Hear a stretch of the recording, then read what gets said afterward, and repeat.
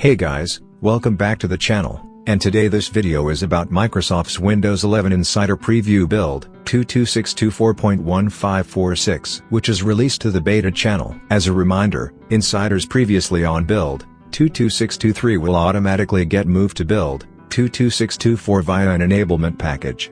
The enablement package artificially increments the build number for the update with new features getting rolled out and turned on to make it easier to differentiate from devices with the update with features off by default.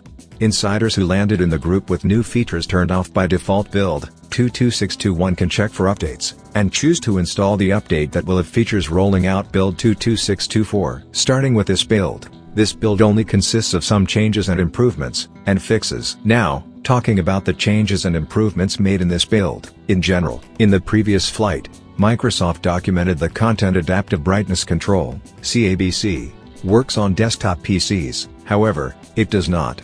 Microsoft has updated that blog post. Content Adaptive Brightness Control (CABC) also needs to be enabled by the OEM, the manufacturer of the device.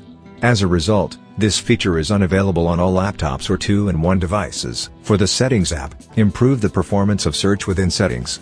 Next to that, pressing the print screen key will now open Snipping tool by default. This setting can be turned off via Settings, Accessibility, Keyboard.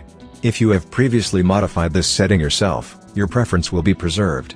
Also, a limit of 20 most recent tabs has been introduced under Settings, Multitasking to show tabs in Alt plus Tab and Snap Assist. So, these were all the changes and improvements made in this build. Moving forward, and talking about fixes, for input, fixed an issue where text input features like Touch Keyboard, voice typing, and emoji panel might not launch. Fixed an issue where the buttons in the Pinion Image settings flyout were hard to see when they had focus if a contrast theme was enabled. Lastly, for the taskbar, fixed an issue where some of the details in the performance page wouldn't display properly until you resized the window or changed pages back and forth. So, that was all from Microsoft for this build. If you want to know more, follow the link to the official Microsoft blog from the description. Hope it was useful. Consider like for the video, subscribe to the channel, and if you have any questions, just comment down below. Thanks for watching, and have a great day ahead.